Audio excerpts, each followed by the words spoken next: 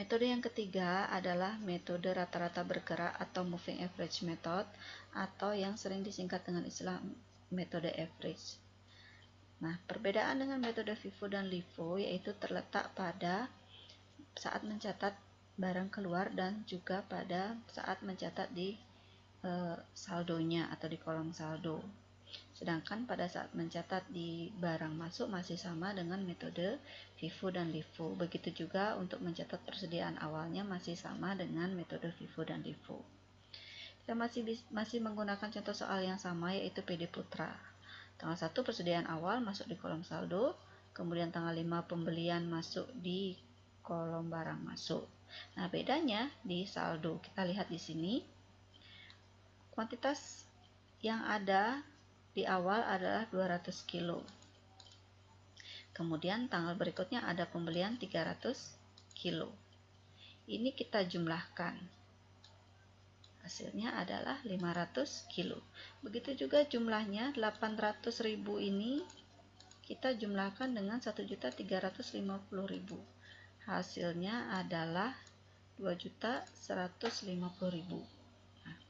2.150.000 ini dibagi 500 kilo, mendapatlah harga rata-rata baru yaitu sebesar 4.300 ini. Ya, jadi setiap ada barang masuk yang baru atau setiap terjadi pembelian itu harga satuannya selalu dirata-ratakan. Menghasilkanlah harga satuan yang baru. Jadi berbeda dengan harga satuan yang dibawa masing-masing barang ini. Berbeda dengan FIFO dan LIFO kan selalu menyesuaikan dengan harga barang yang bersangkutan. Tapi kalau di metode average ini, setiap barang masuk harganya selalu dirata-ratakan, maka akan menghasilkan harga satuan yang baru. Ya, berbeda dengan harga belinya. Berikutnya tanggal 12 ada lagi pembelian sebanyak 400. Ya. Pembelian 400 ini kita jumlahkan dengan 500. Hasilnya adalah 900. Ya, begitu juga dengan jumlahnya 1.720.000 kita jumlahkan dengan 2.150.000. Hasilnya adalah 3.870.000.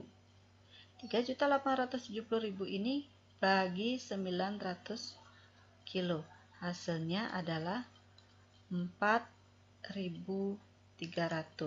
Nah, ini kebetulan sama ya, padahal ini adalah harga baru yang terbentuk pada saat terjadi pembelian tanggal 12. Tapi kebetulan ini nominalnya sama dengan harga sebelumnya. Nah, kemudian tanggal 16 penjualan 400 kilo. Nah, di sini bedanya dengan metode FIFO dan LIFO. Kalau FIFO dan LIFO itu barang dikeluarkan secara berurutan sesuai dengan metodenya, mana yang pertama dikeluarkan. Kalau di metode average ini tidak mempertimbangkan mana urutan barang pertama, barang kedua, dan seterusnya, tapi dikeluarkan sekaligus. Contohnya tanggal 16 itu kan penjualan 400 kilo, jadi secara sekaligus di sini dikeluarkan sebesar 400 kilo. Bedanya adalah harga yang digunakan di sini adalah harga rata-rata terbaru, yaitu yang ini. Ini adalah harga terakhir atau harga rata-rata terbaru yang terbentuk. Ya, sebesar 4.300. Jadi ini harganya dibawa ke sini. 400 dikali 4.300 hasilnya adalah 1.720.000. Ya. Kemudian 900 dikurangi 400 karena saldo 900 terakhir ya, dikurangi barang keluar 400, sisanya adalah 500 dikali 4.300, harga yang sama, hasilnya adalah 2.150.000.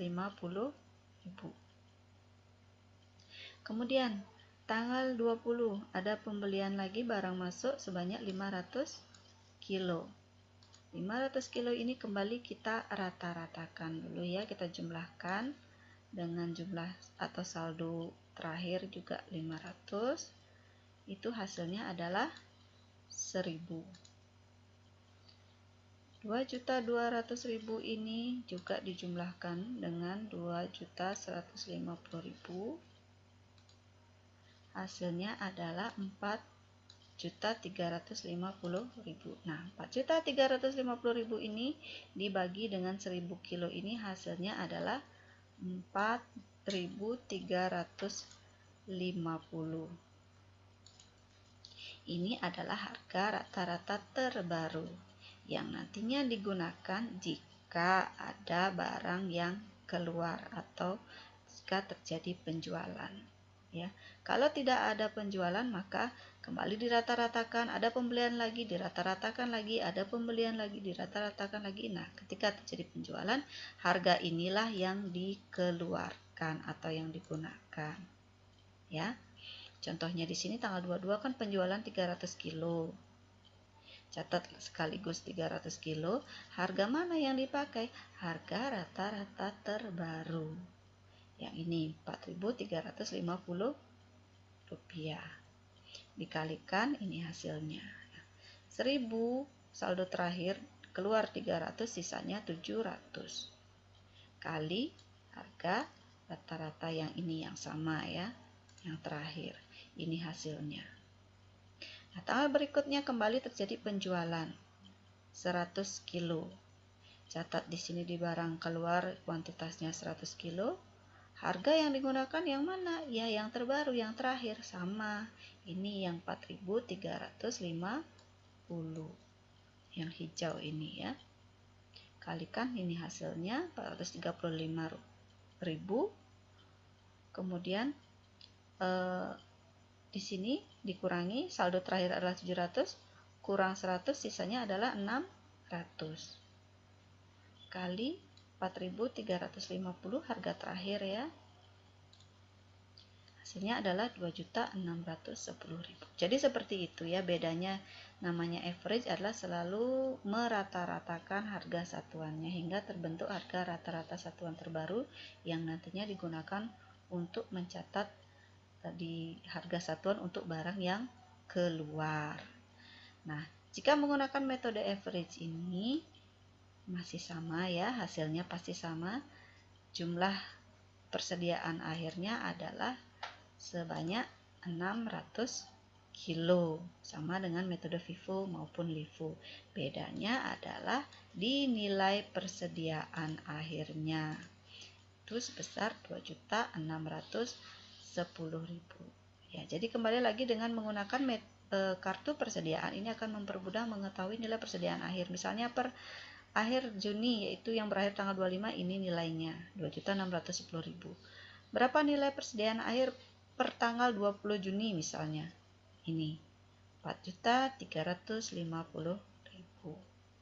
Berapa HPP-nya? Nah, jika menggunakan metode average, tentu jumlah harga pokok penjualannya juga akan berbeda jika dibandingkan dengan metode LIFO dan FIFO karena penentuan harga satuannya di sini berbeda.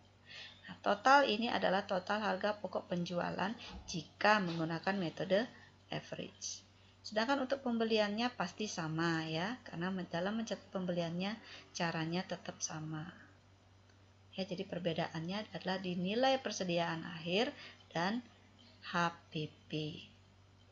Kemudian perbedaannya juga nanti pada saat mencatat HPP di jurnal umum. HPP yang digunakan ya sesuai dengan angka ini. Tanggal 16 ini HPP-nya, tanggal 22 ini HPP-nya, dan tanggal 25 ini HPP-nya.